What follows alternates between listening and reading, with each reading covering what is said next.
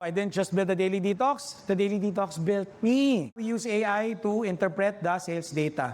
I can ask AI now kung magkano yung average daily sales from March, for example, March 15 to April 15.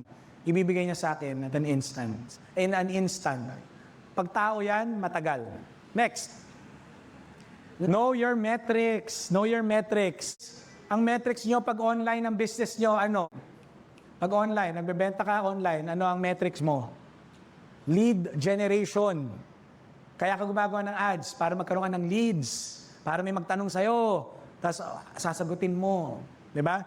Pero pag may brick and mortar store ka, which are normally mga fina-franchise dyan, pati yung amin na pinapa-franchise namin. Diba? Anong metrics natin? Foot traffic.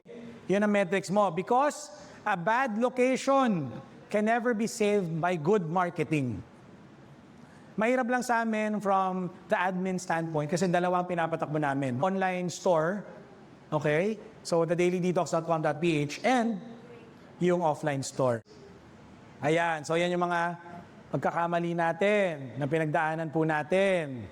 Oh, everyone became a lesson. So, I didn't just build the Daily Detox built me.